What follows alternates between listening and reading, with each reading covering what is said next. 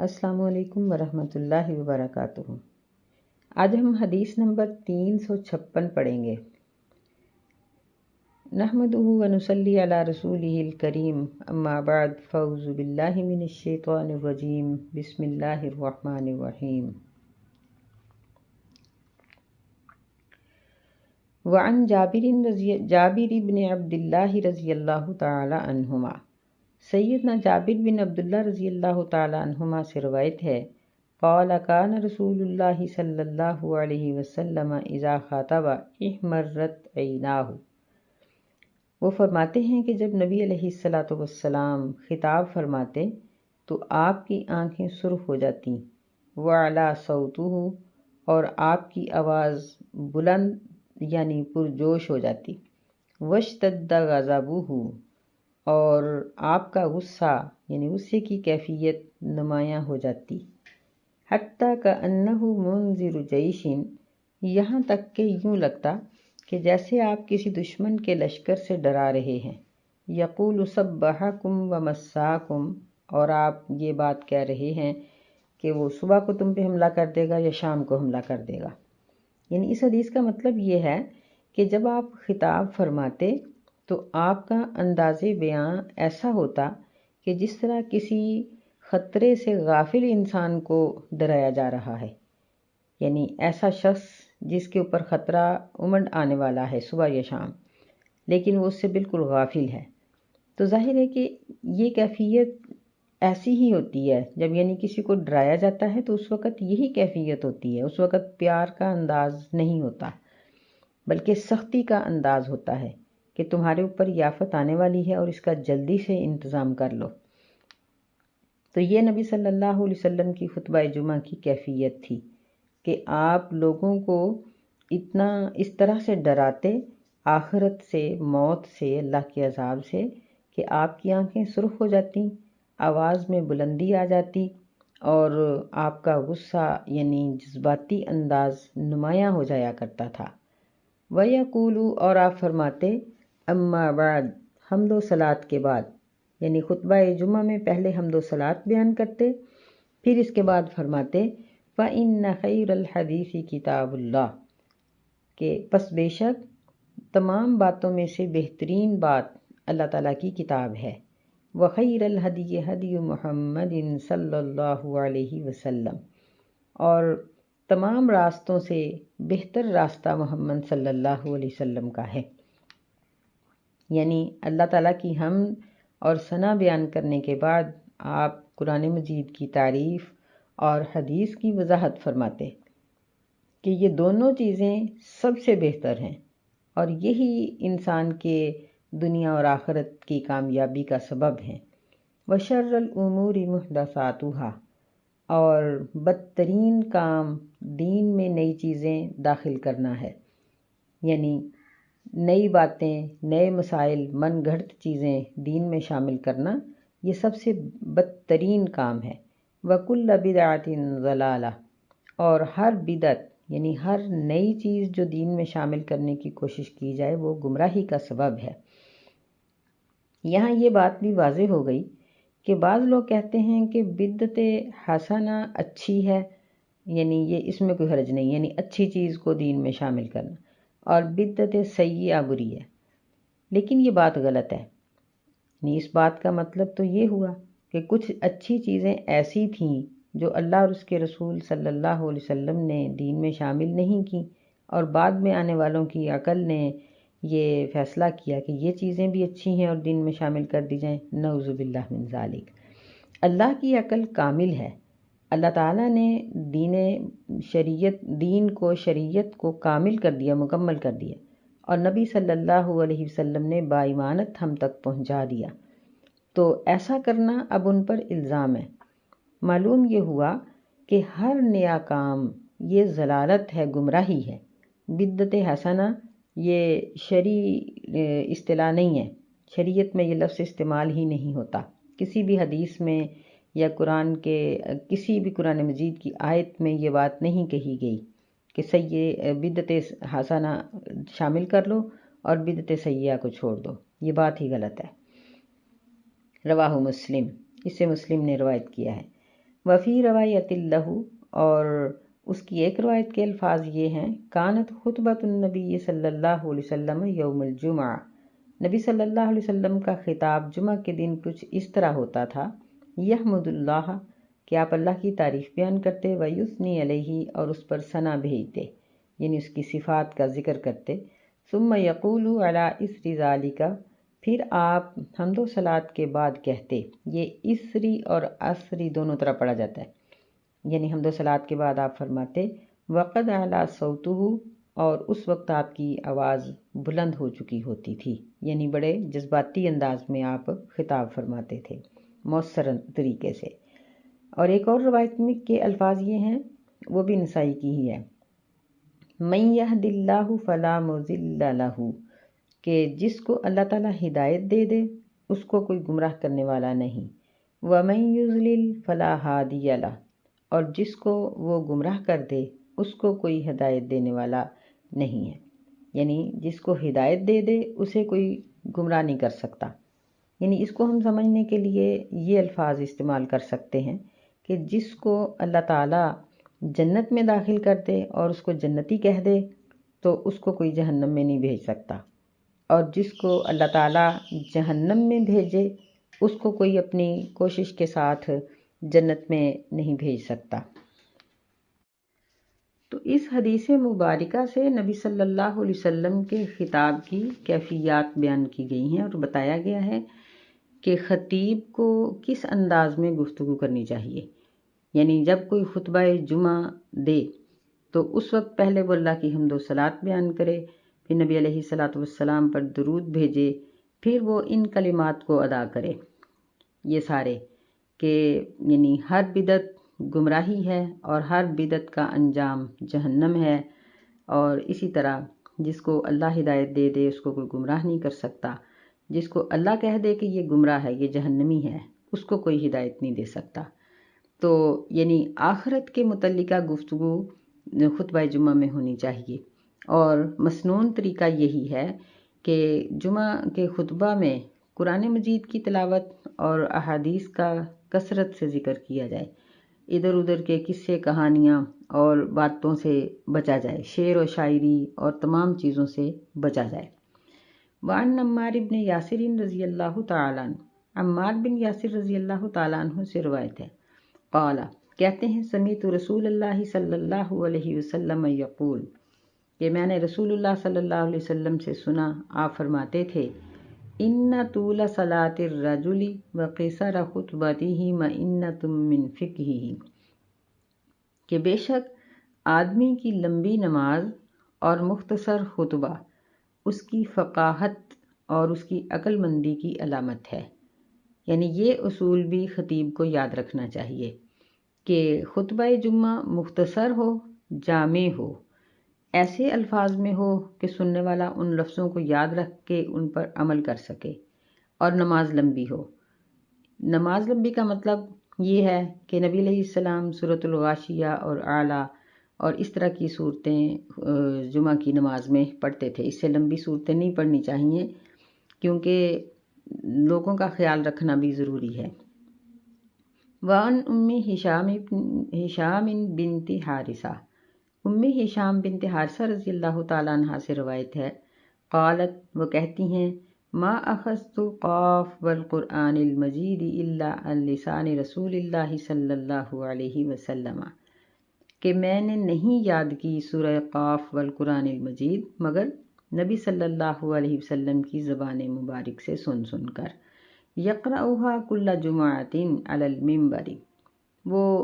اس سورت کو ہر جمعہ میں ممبر پر پڑھتے تھے، اذا خطب الناس، جب لوگوں کے ساتھ خطاب کرتے۔ اس کو مسلم نے روایت کیا ہے۔ تو اس سے بھی یہ بات معلوم ہوئی کہ سامعین کو قرآن مجید سنانا، سمجھانا یہ خطبہ کے اندر ہونا چاہیے، اور اس حدیث سے یہ بات بھی ثابت ہوتی ہے کہ آپ سورہ قاف اس کی خطبہ جمعہ میں کثرت سے تلاوت کرتے تھے۔ یہاں یہ مطلب نہیں ہے کہ ہمیشہ ساری زندگی آپ نے سورہ قاف ہی پڑھ چھوڑی، نہیں، مطلب یہ ہے کہ اس کی کثرت سے تلاوت کرتے تھے، اتنی مرتبہ آپ نے اس کو تلاوت کیا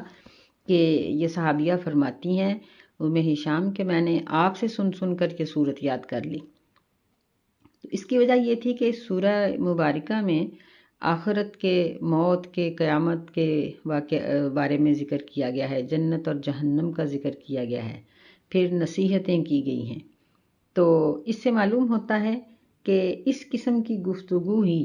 خطبہ کے جمعہ میں ہونی چاہیے۔ تو یہ سب چیزیں ایک خطاب کرنے والے کو یاد رکھنی چاہیے تاکہ اس کا خطبہ شریعت کے عین مطابق ہو۔ اللہ تعالی ہمیں اچھے خطیبوں کی گفتگو سننے کی توفیق عطا فرمائے اور ہمارے خطیب حضرات کو توفیق دے کہ وہ شریعت کے مطابق خطاب کیا کریں۔ وعن ابن عباس رضی اللہ تعالی عنہما، سیدنا ابن عباس رضی اللہ تعالی عنہما سے روایت ہے، قال، وہ کہتے ہیں، قال رسول اللہ صلی اللہ علیہ وسلم،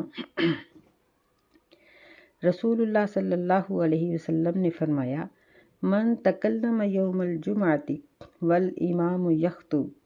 جو شخص جمعہ کے دن کلام کرے اس وقت میں جب امام خطاب کر رہا ہو، فَهُوَ كَمَثَلِ الْحِمَارِ يَحْمِلُ أَسْفَارًا، تو اس کی مثال گدھے کی طرح ہے جس پر کتابیں لادی گئی ہوں، یعنی جس نے اپنے اوپر کتابوں کا بوجھ اٹھایا ہو۔ وَالَّذِي يَقُولُ لَهُ أَنصِتْ لَيْسَتْ لَهُ جُمعَةٌ، اور جو شخص اس کو کہے کہ چپ ہو جاؤ، اس کا بھی جمعہ نہیں رہتا۔ رواہ احمد، اسے احمد نے روایت کیا ہے۔ ایسی سند کے ساتھ لا باس بہ، جس میں کوئی ڈر نہیں، یعنی درست سند ہے۔ وَهُوَ يُفَسِّرُ حَدِيثَ أَبِي هُرَيْرَةَ فِي الصَّحِيحَيْنِ مَرْفُوعًا، اور یہ حدیث اس حدیث کی تفسیر بیان کرتی ہے جو سیدنا ابو ہریرہ رضی اللہ تعالیٰ عنہ سے مروی ہے، اور بخاری مسلم میں وہ حدیث مرفوعاً ذکر ہے۔ اذا قلت لصاحبك انصت یوم الجمعہ والامام یخطب فقد لغوت، اس کے الفاظ یہ ہیں کہ جب تم اپنے ساتھی کو یہ کہو کہ چپ ہو جاؤ، اور یہ بات جمعہ کے دن اس وقت کہو جب امام خطاب کر رہا ہو، تو تم نے لغو بات کی، بیہودہ بات کی ہے۔ تو ان دونوں حدیثوں میں جو چیز بیان کی گئی ہے وہ یہ ہے، پہلی حدیث کے مطابق ایسے شخص کو جو اپنے ساتھی کو کہتا ہے کہ چپ ہو جاؤ، یعنی اپنی زبان سے چپ کا لفظ، یہ سب سے چھوٹا لفظ ہے، یا اس طرح کا کوئی اور لفظ بولتا ہے، تو اس کے بارے میں نبی علیہ السلام نے فرمایا کمثل الحمار یحمل اسفارا، کہ جس طرح گدھے کے اوپر کتابیں لادی ہوئی ہوں تو وہ عالم تو نہیں ہوتا نا، اس طرح ایسا شخص بے علم اور جاہل ہے کہ اس کو علم ہی نہیں کہ جمعہ کے آداب کیا ہیں۔ دوسری حدیث میں یہ بات ذکر کی گئی ہے کہ جس نے اپنے ساتھی کو کہا کہ چپ ہو جاؤ، تو اس نے لغو بات کی، بیہودہ بات کی، بے فائدہ قسم کی بات کی۔ تو اس طرح اس حدیث سے یہ بات ثابت ہوئی کہ جمعہ کا خطبہ نمازیوں کو پورے سکون اور اطمینان سے سننا چاہیے، یعنی ان کی پوری توجہ امام کی طرف ہونی چاہیے، اور وہ امام کی باتوں کو غور سے سنیں، ادھر ادھر توجہ نہ کریں، بلا وجہ ادھر ادھر دیکھنا، غور کرنا، دوسروں کی طرف اپنی نظر کو اٹھانا۔ اس سے بہتر ہے کہ قبلہ رخ ہو کر بیٹھ کر توجہ کے ساتھ امام کی بات کو سنا جائے اور ہر قسم کی ناروا حرکت کرنے سے بچا جائے، کیونکہ یہ سب حرکتیں یہ انسان کو توجہ سے ہٹا دیتی ہیں۔ تو اب یہاں یہ بات بھی سوچنے کی ہے کہ اگر کسی کو خاموش کرنے والا شخص گدھے کی طرح ہے اور اس کا جمعہ نہیں ہے، تو جو بات کر رہا ہے اس کا کیا حال ہوگا؟ یعنی اس کو بالاولیٰ یہ بات ہے کہ اس کا درجہ ختم ہو گیا۔ دوسری بات یہاں اس حدیث میں یہ ذکر کی گئی ہے کہ یعنی یہ لیست لہو جمعہ اور لغوتا، دونوں کا مطلب یہ نہیں ہے کہ اب اس کی نماز ہی نہیں ہوئی، نماز اس کی جمعہ کی ادا ہو گئی، لیکن جمعہ کی جو ایک فضیلت تھی وہ اس کو نہیں مل سکی۔ یعنی جمعہ کی یہ فضیلت ہے، نبی علیہ الصلوۃ والسلام نے فرمایا کہ جو شخص غسل کر کے نکلتا ہے، یہ آگے حدیثیں آ جائیں گی انشاءاللہ، غسل کر کے پاک صاف ہو کے، صاف ستھرا ہو کے نکلتا ہے، اور پھر وہ وضو کر کے گھر سے نکلتا ہے اور امام کے خطاب کرنے سے پہلے مسجد میں پہنچتا ہے، توجہ سے سنتا ہے، پھر بعد میں امام کے ساتھ نماز پڑھتا ہے، تو اللہ تعالیٰ اس کے 1 ہفتے کے گناہ معاف کر دیتے ہیں۔ اور پھر اگر اس کی توجہ، اس کا شوق، اس کی محبت بہت ہی زیادہ ہے تو مزید 3 دن بھی اس کے گناہ معاف ہو جاتے ہیں، یعنی ہفتہ اتوار سوموار کے گناہ بھی معاف ہو جاتے ہیں۔ تو ایسا شخص جو دوسروں کو بات کرنے سے منع کرتا ہے یا خود باتیں کرتا ہے یا ناروا حرکتیں کرتا ہے، دھاگے توڑتا ہے، تنکے توڑتا ہے، یا بلا وجہ بچوں کے ساتھ کھیلتا ہے، تو اس طرح کی، یا چابیوں کے ساتھ یا اور کسی ایسی چیز کے ساتھ، اپنے کسی کپڑے کے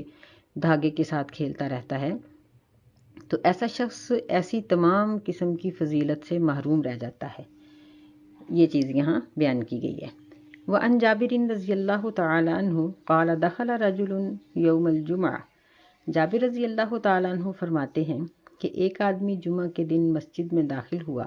والنبی صلی اللہ علیہ وسلم یخطب، اور نبی صلی اللہ علیہ وسلم اس وقت خطاب کر رہے تھے۔ فقال صلیت، آپ نے پوچھا کہ کیا تو نے نماز پڑھی ہے؟ قال لا، وہ کہنے لگا کہ نہیں۔ قال قم فصلی رکعتین، نبی علیہ السلام نے فرمایا کہ پس اٹھو اور 2 رکعتیں نماز پڑھو۔ متفق علیہ، یہ حدیث بخاری اور مسلم کی ہے، یعنی دونوں کا اس پر اتفاق ہے۔ تو اس حدیث میں یہ بات بیان کی گئی ہے کہ یہ 2 رکعتیں تحیۃ المسجد ہیں، یعنی اس کو جمعہ کی رکعت بھی ہم کہہ سکتے ہیں اور تحیۃ المسجد بھی ہیں، کیونکہ نبی علیہ السلام کا حکم ہے کہ مسجد میں جو کوئی بھی داخل ہو وہ 2 رکعتیں بیٹھنے سے پہلے پڑھے۔ تو دوسرا یہ مسئلہ ہمیں معلوم ہوا کہ اگر کوئی شخص غلطی سے بیٹھ گیا ہے یا کسی مجبوری سے، تو اس کی یہ 2 رکعات ساقط نہیں ہوئیں، بلکہ وہ اٹھے اور ان کو پڑھے، یعنی اس کو معاف نہیں ہے، اٹھے اور پڑھے، اس کو پڑھنا چاہیے۔ تیسرا، اس حدیث سے یہ بات بھی معلوم ہوئی کہ امام خطبہ کے دوران کسی دوسرے شخص کے ساتھ کوئی بات کر سکتا ہے، یعنی کسی آنے والے کو کوئی ایسی بات کہہ سکتا ہے جو جمعہ کے ہی مطابق ہو۔ امام کے لیے اس بات میں پابندی نہیں ہے کہ وہ کسی شخص کو مخاطب کرے یا نہ کرے، یعنی یوں کہہ لیجئے کہ دوران خطبہ امام کسی بھی شخص کو مخاطب کر کے اس کے ساتھ کوئی بھی ضرورت کی بات کر سکتا ہے۔ وعن ابن عباس رضی اللہ تعالی عنہما، سیدنا ابن عباس رضی اللہ تعالی عنہما سے روایت ہے، ان النبی صلی اللہ علیہ وسلم کان یقرأ فی صلاۃ الجمعہ سورۃ الجمعہ والمنافقین، رواہ مسلم، کہ بے شک نبی صلی اللہ علیہ وسلم جمعہ کی نماز کی 2 رکعتوں میں سے ایک میں سورہ جمعہ اور ایک میں سورہ منافقین پڑھا کرتے تھے۔ اس کو مسلم نے روایت کیا ہے۔ اور اگلی حدیث نعمان بن بشیر رضی اللہ تعالیٰ عنہ سے ہے، وَلَهُ عَنِ النُّعْمَانِ بْنِ بشیر، یعنی مسلم میں ہی نعمان بن بشیر کی روایت ہے، کان یقرأ فی العیدین وفی الجمعۃ بسبح اسم ربک الاعلی، کہ نبی صلی اللہ علیہ وسلم عیدین میں، یعنی عید الفطر اور عید الاضحیٰ دونوں میں، اور جمعہ کی 2 رکعتوں میں سبح اسم ربک الاعلی وہل اتاک حدیث الغاشیہ اور سورہ غاشیہ پڑھا کرتے تھے۔ تو یعنی ان دونوں صورتوں کے، بلکہ یہ 4 صورتوں کا جو ذکر کیا گیا ہے، تو اس میں حکمت ہے کہ ان میں سے سورہ جمعہ میں تو خاص طور پہ جمعہ میں آنے کا تذکرہ ہے، اور اسی طرح سورہ منافقین میں منافقوں کی مذمت اور مسلمانوں کو ان کے رستے سے ہٹ کر ایمان والوں کے رستے پر چلنے کی تلقین کی گئی ہے۔ سورۃ الاعلیٰ اور غاشیہ میں احوال آخرت اور جنت اور جہنم اور اس طرح کی نصیحتیں اس میں ذکر کی گئی ہیں۔ تو اس لیے نبی صلی اللہ علیہ وسلم یہ صورتیں جمعہ کی نماز میں اور عیدین میں پڑھا کرتے تھے، یعنی امام کبھی